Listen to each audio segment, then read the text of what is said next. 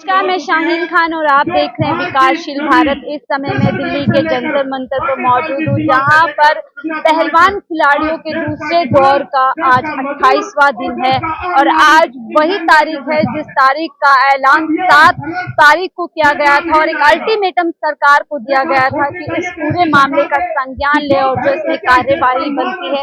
वो ले। बहरहाल आज अल्टीमेटम का आखिरी दिन है, कोई कार्यवाही कोई भी जो उम्मीद की जा रही थी वो नहीं हुई है। इस बीच आपको बता दूं खिलाड़ियों ने प्रेस कॉन्फ्रेंस की है। कल यानी 21 तारीख को जो है पंचायत होनी है, जो कि खाप पंचायत होगी और प्रेस कॉन्फ्रेंस में विनेश ने साफ कर दिया है कि कल जो भी फैसला उनके बड़ों द्वारा लिया जाएगा उसका वो सम्मान करेंगे और वो फैसला उन्होंने साफ कहा है कि वो फैसला सिर्फ खिलाड़ियों के लिए नुकसानदेह नहीं बल्कि पूरे देश के लिए नुकसानदेह होगा। यानी पंचायत है जो हमारे जितने भी लोग सपोर्ट में आ रहे हैं उस पंचायत में जाएंगे, जितने भी बड़े बुजुर्ग हैं तो डिसीजन वो लेंगे। मैं कहूंगी कि वो बहुत बड़ा डिसीजन हो सकता है और वो देश के लिए अच्छा नहीं होगा क्योंकि अगर इतने सारे लोग गुस्से में और रोष में हैं, अगर वो कोई बड़ा डिसीजन लेंगे तो डेफिनेटली उसमें देश की हानि होने वाली है, क्योंकि इतने सारे लोग अगर रोष में हैं तो अगर परेशानियां समस्याएं पूरे देशवासियों के लिए खड़ी होंगी, ऐसा फैसला कर लिया जाएगा, ऐसी उम्मीद बताई जा रही है। आपको बता दूं कि खिलाड़ी पिछले 28 दिन से यहाँ पर बैठे हैं। हालांकि हमने वो तस्वीर भी देखी थी जब अचानक जनवरी के महीने में जब कड़कड़ाती ठंड थी, ये लोग इसी जगह पर आकर के यहाँ पर अचानक बैठ गए थे और इनसे लगातार पूछा जा रहा था कि ये तमाम देश के जाने माने पहलवान खिलाड़ी यहाँ क्यों पहुंचे थे। उन्होंने कहा था हम प्रेस कॉन्फ्रेंस करके बताएंगे और जो प्रेस कॉन्फ्रेंस हुई थी उसमें ऐसे खुलासे किए गए थे फेडरेशन के जो अध्यक्ष है बृजभूषण द्वारा, जो यौन शोषण की बातें वो सामने आई थी और हमने देखा था कि उन दिनों जब ये धरना प्रदर्शन चला था तो तमाम तरह की राजनीति उस धरना प्रदर्शन पर हुई थी और विनेश ने बात लगातार किया है कि उन दिनों ये लोग जो अनुराग ठाकुर यानी कि खेल मंत्री हैं उनकी बातों में यानी राजनीतिक जो लोग हैं, बबीता फोगाट, तमाम ऐसे चेहरे थे जिनकी बातों में आ गए थे और इनके पास तजुर्बा नहीं था और ये उस लड़ाई को उस समय के लिए खत्म करके जो है यहाँ से चले गए थे।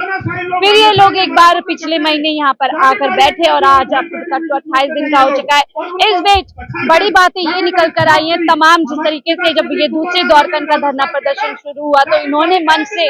माफी मांगी थी उन तमाम लोगों से जो इनके पहले दौर के धरना प्रदर्शन में आकर इनका समर्थन करना चाहते थे। इन्होंने मना कर दिया था उनके साथ मंच साझा करने के लिए, लेकिन हमने देखा कि प्रेस कॉन्फ्रेंस दूसरे दौर के धरना प्रदर्शन में कर करके सभी का समर्थन मांगा था और एक के बाद एक वो समर्थन इनको मिला भी। तमाम राजनीतिक पार्टी जो विपक्ष में है वो इनके समर्थन के लिए पहुंचे। आम आदमी पार्टी के केजरीवाल यहाँ पर पहुंचे, प्रियंका गांधी यहाँ पर पहुंची और तमाम ऐसे बड़े चेहरे यहाँ पर पहुंचे जो लगातार इनको समर्थन दे रहे। भीम आर्मी के चंद्रशेखर आजाद भी यहाँ पे पहुंचे थे। इन दिनों बता दूं क्योंकि एक लंबा समय जो है धरना प्रदर्शन को हो गया और उम्मीद की जा रही है कि गिरफ्तारी होगी, लेकिन गिरफ्तारी अभी तक नहीं हुई। 6 दिन का समय लगा था, जब हमने देखा कि 6 दिन के समय लगने के बाद FIR दर्ज हुई थी, वो भी सुप्रीम कोर्ट के रास्ते से। तो ये एक बड़ी बात निकलकर इस धरना प्रदर्शन में आई थी और एक ऐसी तस्वीर कानून की हम सभी ने देखी थी जहाँ पर बात की जाती है कि 0 FIR का प्रोविजन है महिलाओं के लिए कि महिला किसी भी कोर्ट में जाके FIR दर्ज कर सके। तमाम ऐसे आरोप जो है बातें हुई थी और आरोप भी इन लोगों पर लगे कि एक समुदाय का यानी एक ही जात के लोगों का धरना प्रदर्शन और यहाँ पर राजनीति की जा रही है, इस तरीके के आरोप लगे।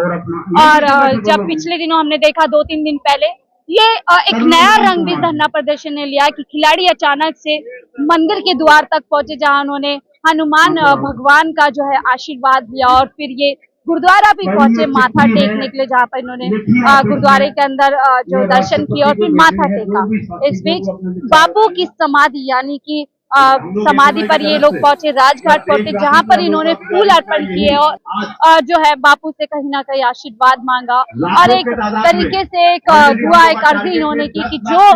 इस समय देश के अंदर बेटियों के साथ हो रहा है और प्रशासन शासन उसकी संज्ञान तक लेने के लिए तैयार नहीं है, तो कहीं ना कहीं खिलाड़ियों के अंदर हताशा है, परेशान है कि जिस प्रधानमंत्री ने बात की थी कि विनेश आप मेरे परिवार की बेटी हो, आप मेरी बेटी जैसी हो, आज वही देश के मुखिया, वही प्रधानमंत्री इन बेटियों की तरफ देखने के लिए तैयार नहीं है। वो विदेशी दौरे कर रहे हैं, वो राजनीतिक रैलियां और इस तरीके से इलेक्शन में जो है लगातार बिजी रहे, लेकिन पिछले 28 दिन के अंदर किसी भी तरीके का संज्ञान जो नहीं लिया। इस बीच आपको बता दूं, बड़ी बात ये निकल कर आ रही है, क्योंकि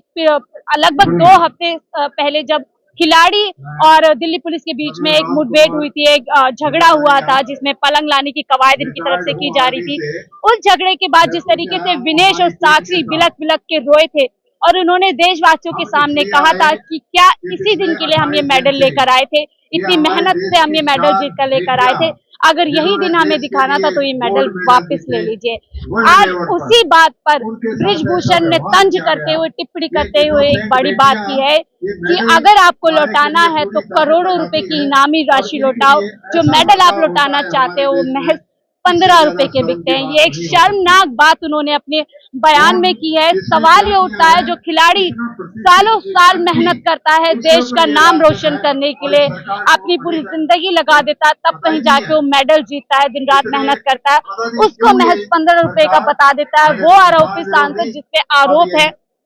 यौन शोषण जैसे, खुलेआम बयानबाजी करता है और कार्यवाही कोई नहीं होती। और ऐसा बयान देना अपने आप में सवाल खड़ा करता है कि आखिर बृजभूषण शरण को किसकी शरण मिल रही है। और इस बीच बड़ा सवाल यह है कि कल यानी कि जब 21 तारीख को पंचायत की होगी, क्या नया मोड़ इस धरना प्रदर्शन में आएगा, ये देखने वाली बात होगी। क्या धरना प्रदर्शन इसी तरीके से अपने दिन चढ़ाते रहेगा, दिन बढ़ाते रहेगा, या कोई रास्ता निकलेगा? क्या खाप पंचायत की तरफ से कोई बड़ी बात कही जाएगी जिससे असर पड़ते हुए शायद इस पूरे मामले में एक बड़ी कार्यवाही की जाए? बहरहाल तमाम ऐसे सवाल हैं जिसके जवाब कल ही हमें मिलेंगे, लेकिन विनेश ने साफ साफ कर दिया है कि उनके पास अनुभव की कमी थी और इस बार जो भी फैसले उनके सीनियर खिलाड़ी और खाप पंचायत यानी बड़े बुजुर्ग करेंगे वो उनके लिए आखिरी फैसला होगा। वो उस फैसले को मानते हुए धरना प्रदर्शन को आगे बढ़ाएंगे। फिलहाल मुझे दीजिए इजाजत, मैं शाहीन खान विकास।